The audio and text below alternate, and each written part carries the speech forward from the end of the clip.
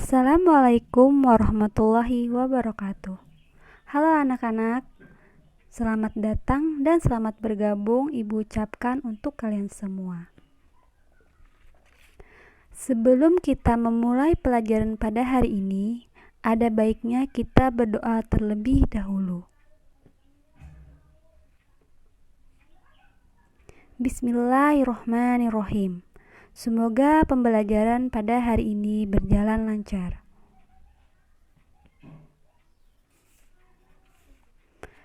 Perkenalkan, nama Ibu Jambrotin Nopa. Kalian bisa memanggil saya Ibu Nopa. Ibu lahir tanggal 6 November 1998 di kota Banjarmasin. Ibu mahasiswa PPL dari FKIP Pendidikan Ekonomi Universitas Lambung Mangkurat. Jadi, beberapa minggu ke depan, Ibu akan mengajar mata pelajaran ekonomi untuk kelas 10. Walaupun kita tidak bisa bertatap muka secara langsung, tetapi Ibu berharap semoga kalian tetap semangat dan rajin belajar ya. Pada pertemuan pertama ini, Ibu akan membahas bab 3 tentang pelaku kegiatan ekonomi. Tetapi pada pertemuan kali ini, Ibu hanya akan membahas tentang kegiatan ekonomi saja. Tujuan pembelajaran pada hari ini, siswa dapat mendeskripsikan pelaku kegiatan ekonomi. Sedangkan kompetensi dasar yang dituju adalah menganalisis peran pelaku ekonomi dalam kegiatan ekonomi dan menyajikan hasil analisis peran pelaku ekonomi dalam kegiatan ekonomi. Kita awali dengan pengertian kegiatan ekonomi. Kegiatan ekonomi adalah suatu kegiatan yang dilakukan oleh manusia untuk memenuhi kebutuhan hidupnya. Biasanya kegiatan ekonomi terdiri atas kegiatan produksi, distribusi, dan konsumsi. Pertama, ada kegiatan produksi. Kegiatan produksi adalah usaha manusia untuk menghasilkan atau mengubah barang atau jasa yang bernilai ekonomi lebih tinggi. Misalnya seperti ban bekas diubah atau dikreasikan menjadi sebuah sendal baru yang bernilai ekonomi lebih tinggi. Pelaku kegiatan produksi disebut juga sebagai produsen. Tujuan produksi. Tujuan produksi pertama yaitu menghasilkan barang atau jasa. Kedua, meningkatkan nilai guna barang atau jasa. Ketiga, meningkatkan kemakmuran masyarakat. Keempat, meningkatkan keuntungan. Kelima, memperluas lapangan usaha. Keenam, menjaga kesinambungan usaha perusahaan. Adapun jenis-jenis kegiatan produksi. Pertama, produksi agraris adalah kegiatan produksi yang memanfaatkan sumber daya alam untuk menghasilkan produk dengan melakukan pengelolaan yang baik. Contohnya, menanam padi di sawah. Kedua, beternak lele. Hasil panen dari kedua contoh tersebut kemudian dijual ke pedagang atau ke konsumen langsung.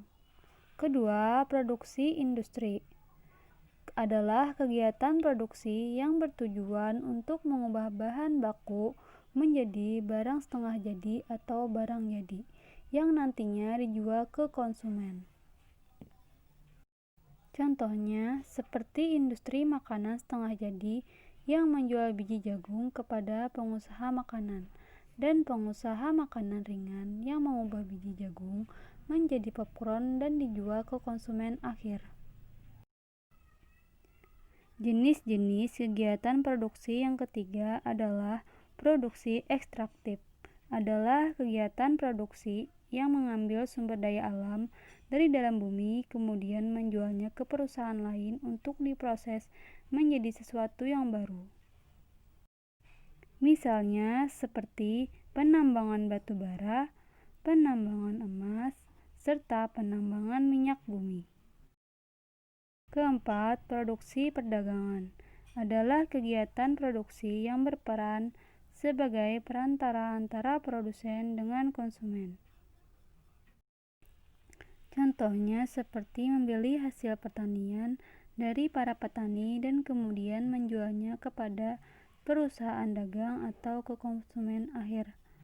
Jenis-jenis kegiatan produksi terakhir adalah produksi jasa. Adalah kegiatan produksi yang bertujuan untuk menjual jasa berupa keahlian tertentu yang dapat menangani masalah orang lain. Contohnya jasa bengkel mobil yang membantu memperbaiki dan merawat mobil, dan jasa pijat refleksi yang membantu seseorang untuk menjaga kesehatan seseorang melalui pijat kesehatan. Selanjutnya, faktor-faktor produksi. Faktor-faktor produksi pertama mencakup SDA atau sumber daya manusia. SDA itu mencakup seluruh hal yang dihasilkan oleh alam, seperti berupa hasil laut, hasil hutan, hasil tanah, ataupun udara. Balas jasa yang dihasilkan oleh SDA ini adalah sewa atau rent. Kedua, sumber daya manusia. Balas jasanya berupa upah atau gaji. Produksi ketiga adalah modal. Ketika kita mempunyai uang dan ingin menabung di bank, maka kita tiap bulan akan menerima balas jasa yang dinamakan bunga. Faktor produksi terakhir adalah kewirausahaan. Keahlian untuk mengelola seluruh faktor produksi, balas jasanya berupa laba. Selanjutnya mengenai teori produksi. Teori produksi adalah teori yang menerangkan sifat hubungan antara tingkat produksi yang akan dicapai dengan jumlah faktor-faktor produksi yang digunakan. Teori produksi yang banyak dikenal adalah hukum tambahan hasil yang semakin berkurang atau law of diminishing return. Hubungan teknik antara faktor produksi atau input dengan hasil produksi atau output disebut fungsi produksi.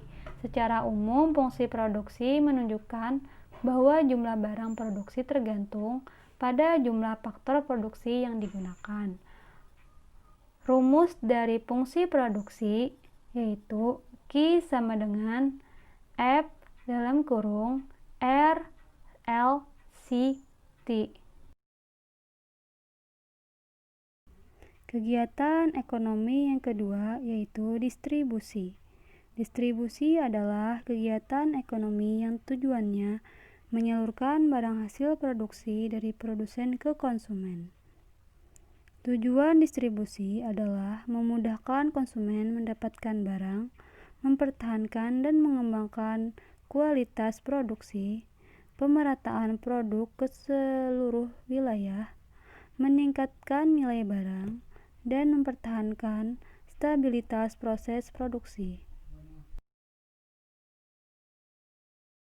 Pihak-pihak yang melakukan distribusi. Pertama, ada agen atau dealer. Adalah perantara pemasaran atas nama perusahaan. Kedua, yaitu broker, adalah perantara pemasaran yang kegiatannya mempertemukan penjual dan pembeli untuk melaksanakan kontrak atau transaksi jual beli. Ketiga, komisioner adalah perantara pembelian dan penjualan atas nama dirinya sendiri dan bertanggung jawab atas dirinya sendiri.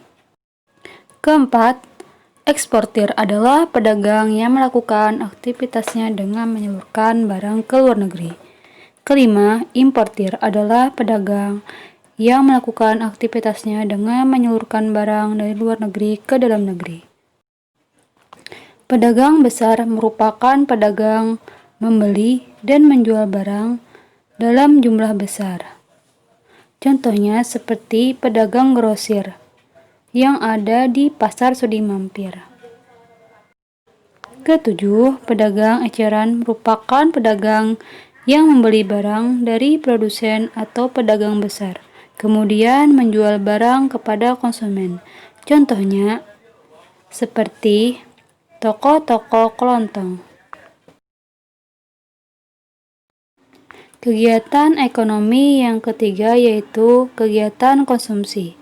Konsumsi adalah suatu kegiatan manusia yang menggunakan dan mengurangi daya guna suatu barang dan jasa yang bertujuan untuk memenuhi kebutuhan hidup dan kepuasan manusia, baik secara berangsur-angsur maupun sekaligus. Faktor-faktor yang mempengaruhi konsumsi. Pertama, ada penghasilan. Semakin besar penghasilan yang diterima oleh seseorang, maka semakin besar pula daya belinya. Begitu pula sebaliknya, jika pendapatan seseorang semakin kecil, maka kemampuan membeli akan barang dan jasa juga semakin kecil. Kedua, yaitu harga barang atau jasa. Harga barang sangat menentukan terhadap besar atau kecilnya konsumsi seseorang. Jika harga barang naik, maka seseorang akan memperkecil konsumsinya. Sebaliknya, jika harga barang turun, seseorang akan memperbesar konsumsinya. Faktor ketiga yaitu jumlah keluarga. Besarnya jumlah keluarga akan berpengaruh pada pengeluaran konsumsi suatu keluarga. Suatu perekonomian yang keluarganya relatif banyak, pengeluarannya pun akan lebih besar daripada perekonomian yang jumlah keluarganya sedikit. Faktor-faktor yang mempengaruhi konsumsi yang keempat yaitu jenis kelamin. Jenis kelamin sangat mempengaruhi kegiatan konsumsi. Contohnya saja kebutuhan dari seorang perempuan dengan laki-laki lebih banyak kebutuhan para perempuan. Yang kelima yaitu selera dan gaya. Di antara orang-orang yang usianya sama namun pengeluaran konsumsinya tidak sama karena perbedaan sikap menghemat dan selera masyarakat dalam berkonsumsi. Bila masyarakat memiliki selera yang menurun dalam konsumsi, maka tingkat konsumsi juga akan menurun. Faktor yang mempengaruhi konsumsi yang terakhir adalah adat istiadat atau kebiasaan. Adat istiadat dan kebiasaan cukup berpengaruh pada konsumsi seseorang atau masyarakat. Adat istiadat dan kebiasaan dapat menyebabkan seseorang berperilaku konsumtif. Contohnya, kebiasaan masyarakat yang sering melakukan pesta dan hidup berhura-hura, maka akan memperbesar konsumsinya.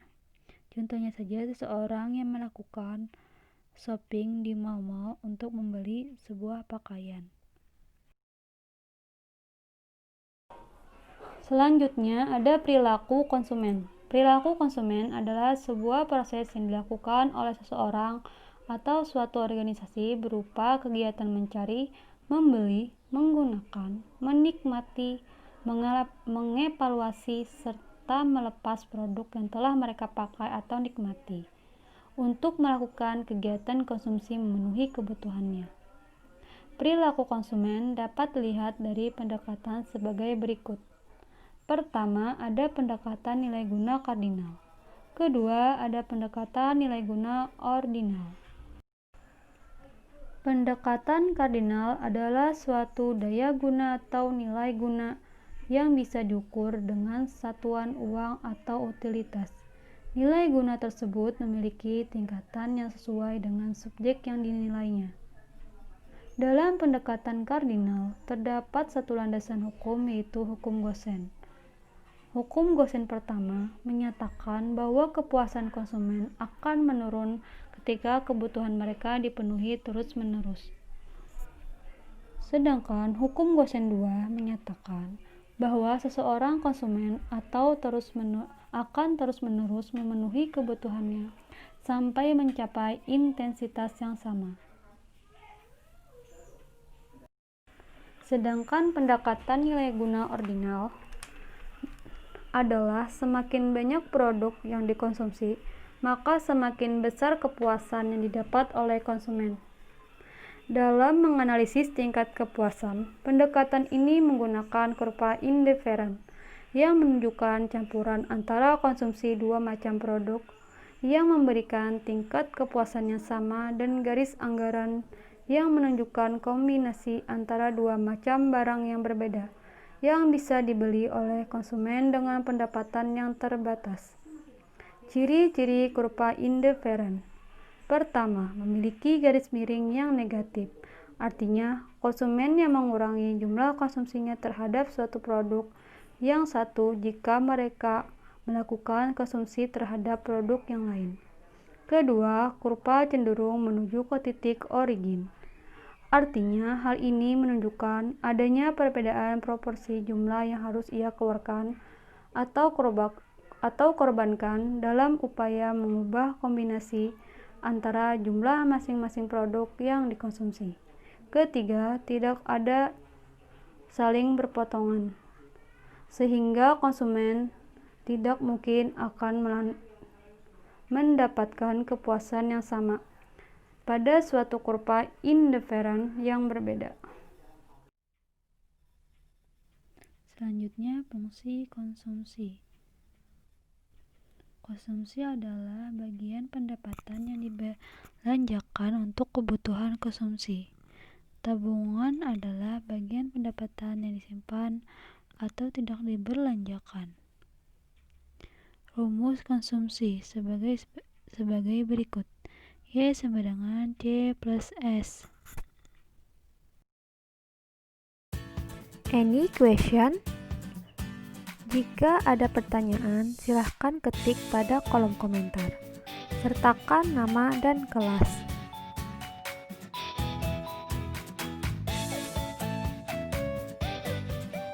Kesimpulan dari pembelajaran pada hari ini adalah kegiatan ekonomi adalah suatu kegiatan yang dilakukan oleh manusia untuk memenuhi kebutuhan hidupnya.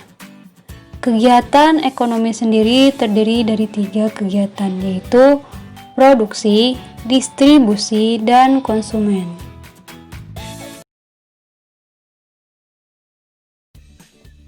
Ibu cukupkan pembelajaran pada hari ini. Mari kita ucapkan Alhamdulillah.